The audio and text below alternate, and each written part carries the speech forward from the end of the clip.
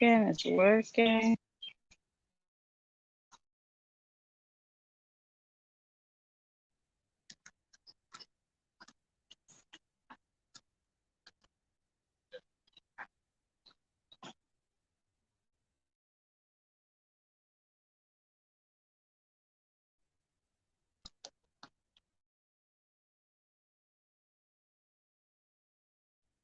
All right, still talking about the internet connection, even with the hot. It's strange because I got a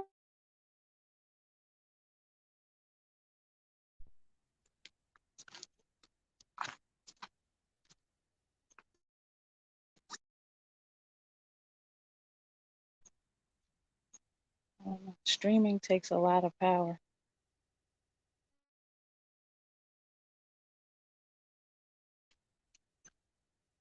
Okay.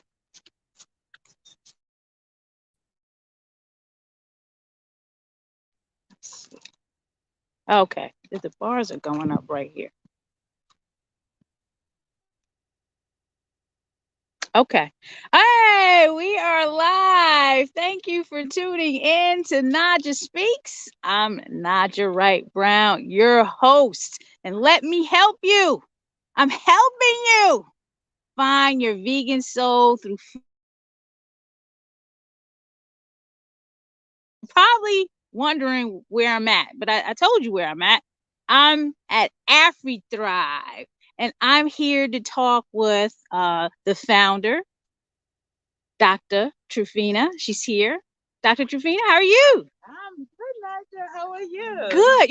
I feel, this is a city girl here. I'm a city girl here, and I just drove over an hour. And I think out of that hour, about 15, 20 minutes, maybe 30 minutes was like all farmland. Like, talk to us about where we are, why we're here, what you're doing with Afrithrive. Thank you so much, Naijha, for having me. We are at Afrithrive Cultural Farm in Poolesville, Maryland. It's the western part of Montgomery County. And this farm, as you can see, all the way and all those trees over that side, it's about 2 acres. We started these as a small, a simple but a powerful idea. What we wanted is to create a space for Black immigrants. Why? Where we could celebrate our cultural heritage. Because during the pandemic, what happened, because this is an idea that came about during the pandemic in early 2020, stores were closed, people were not traveling. Most African immigrants rely on food that is culturally appropriate. Yes. They went to the food pantries, they got canned food. But some got home, they didn't have a can opener. And so it was a challenge. And we needed a place where we could get food for these families. We tried and we said, let's find a place where we can grow culturally appropriate food. Of our culture, connecting people to our culture, and also having food they would like to grow, and how it was grown back in the countries where they come from, and also educated them about sustainable farming, as well as build that connection between our heritage, African heritage, and the food we consume. Why is that so important? You said cultural. Yes. And immigrants and food, because we're in this vegan space or plant-based space in this movement. Why is culture to food so important? That absolutely, this is a very important, because cultural food gets somehow find it anywhere.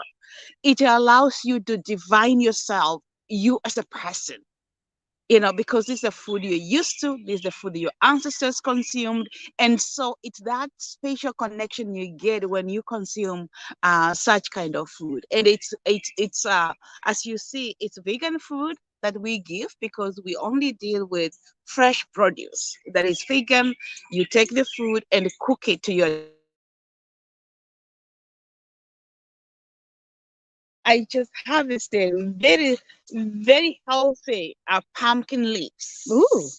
So, or squash leaves, as you can see them.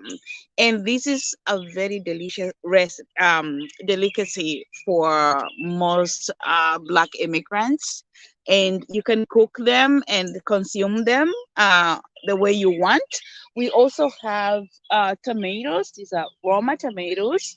We have okra. You know about Oh, I okra? love okra. Okra is growing down there. All that was is okra plants. We also have African nightshades are there in the middle. Then next we have roast cocoa beans. Roast cocoa beans. Okay. Yes. Oh, nice. And then after them we have cowpea beans. And after them we also have another type of African nightshade. So there are different uh, crops that we have grown here. And what's happening now? Because I know you do food distribution. Talk to me about the process. You're growing the food and you make it. Are you cooking, or what's actually happening here? You know, our approach is holistic, and we get through our partners. We are getting food. For example, the DC Central Kitchen supports us with food that is culturally appropriate, that we distribute to our clients we serve. And so, in addition to that food, we are growing food here. Like now, the pumpkin leaves are ready for harvesting, and we'll be harvesting some this week. So, we combine the food and give it out to the families that need food. And we also educate the families through nutrition education how to prepare the food so that it's consumed in a healthy way that benefits the children and adults who eat it. Talk to us about some of the dishes that you make with the produce here, the fresh produce. For example, we have our favorites. My favorite, I can say, is the pumpkin leaves. Okay, that's what's in your hand. I see it's your favorite. Yes. You just picked those. So I picked these ones, and I just go remove the silk, then cut it in small pieces, boil it, and put my onions and tomatoes, and it's ready. And you can eat this with your rice, with your plantain, whichever other food you want to consume with. That's my favorite. So once I get the pumpkin leaves, tomatoes will be ready. And also the okra actually is my next favorite. I love okra. I fried and stewed and sauteed. Love it. Go. What's your favorite dish with sauteed? Sauteed. Okay. Yes, all right. yes. Love with it. Your tomatoes, spices, Yes. and have it with you can have it with your rice or plantain, which is my favorite. Yeah, my husband is a big plantain. He's a chef, a self-taught chef. We own a vegan restaurant in Baltimore, Land of Kush, and he loves making cultural dishes, African dishes.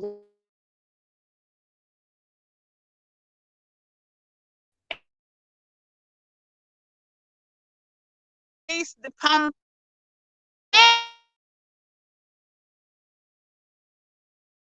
Very nutritious, full of iron. Oh. So yeah, all these are even the black nightshades is another. I was going to ask you about that. The black nightshade. What is that? Like, is that family? It's a leafy vegetable that you and boil. I mean, you can say boil it for 15 minutes. Strain it, remove the onions, and just mix them up nicely. And it's ready to go. I love it. I love it. In this space, this space, this is a so consolidated this space, and we have expanded it to the other section. So only this section, and now we have expanded it. So I can say in here. Congratulations, Thank you're you. doing Thank good you. work. Were there Thank any you. challenges? Because I found out about your organization through ETC Impact Assets, Julie Yes. Farkas. And Yes. I've been, I've been trying to connect with you since last year, I think, when you Yes. started. Yes. So Yes. talk to me about the challenges that you're overcoming, because I know you're your ask, what are you looking for from the viewers? Why are we here talking to you about this? Thank you, and I can mention about our partners. First of all, before I share the challenges, the host family has been very gracious to us, giving us this space. To lease it out for free and grow vegetables for the families. And of course, I can say that Judy Flackers and the husband, through the Eat Change Impact, have been very, very instrumental actually in giving us assistance that we need in growing or expanding our operations. Healthcare Initiative Foundation also came in to support us. Montgomery County is supporting this farm as well. So, but the challenges that we have here, our primary challenge actually here is water availability. We have the challenge of water just to be able to irrigate. Thank God today there is rain, but when there is no rain like we have been having for the last 1 month, it's a challenge because the water here is low and we don't have a borehole. So that's, I can say that that's a big challenge that we have. Another challenge is cold storage. You see, the vegetables are ready. Yes. We don't have where to store them until the distribution day. Right. So getting a facility where we can store the food is critical for us, and that's a challenge that we're having and would like to overcome. And I can say that I want to invite those who are listening and the community to join us in supporting this culture of farm. It's actually the only culture of farm I can say here in this side of Maryland, and so come support our mission. There are various ways that people can support our mission, such as volunteering their time. We rely on volunteers for weed control, for harvesting. So we have volunteers to come. That'll be very helpful. Make a donation on our website to help us address the infrastructural needs like the cold storage, the water that we're having right now. We have to buy water from the fire hydrant to bring the tanker down here to irrigate. So those are some of the ways that we really need the community to come, and those who are listening, and just to go our website www.afrithrive.org, make a donation, follow us there, follow us on Facebook, we are on LinkedIn, we are on Instagram. So we would love people to come out and support this mission that is very critical, really supporting low income immigrant families that are struggling to find food on the table. Dr. Truphena, this trip up here, I was so happy, we were on the phone before I got here and talking about the rain, and, usually it's like, I'm going to go anyway. It's not downpouring. The drive up here was so tranquil. Driving through all the farms, I did see some agricultural farms down there, with the cows and stuff like that, but that's a whole nother story. But I'm here, and it's just so peaceful, and the fact that you are harvesting these riches, the pumpkin leaves and the okra and the tomatoes and the African nightshades, roast cocoa beans. I want to know when you're going to host a fundraising dinner. Wow, that is a good. We will plan and we will communicate. We would love to have a fundraising dinner to have people support our mission, because we believe it is good to take care of the environment and also to produce food that is actually vegan. Yes, for absolutely. People to consume. I would love it. Like, it would be, once you get that, and we'll definitely reach out to the Black Veg Society. We would love to help promote that and come attend it and give much support. That's why I'm up here. And I know it took long enough, but timing, this is the right time, and you're doing great things. I'm impressed. Yes. Really, really Yes. impressed. I have a lot of friends. I know a Mhm. lot of people that Yeah. are, urban farmers, Mhm. master gardeners, and this is a lot of work. So, Yes. folks, please follow AfriThrive on Instagram at afrithrive.inc. Their website, afrithrive.org. Show them your support. I heard water irrigation needs. I heard cold storage needs for the produce, and I heard financial needs. And you can reach Dr. Truphena at afrithrive.org. So please show your support.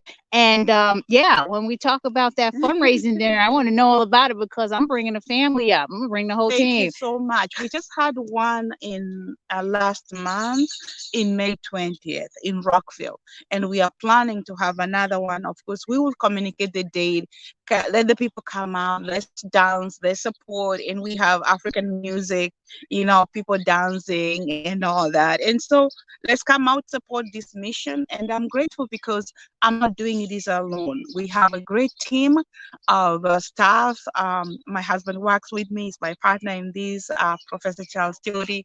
We have our farm manager, Alicia, and many other staff members who are helping. We are a team of 7, so we are growing. And we say, come join us, let's do this together.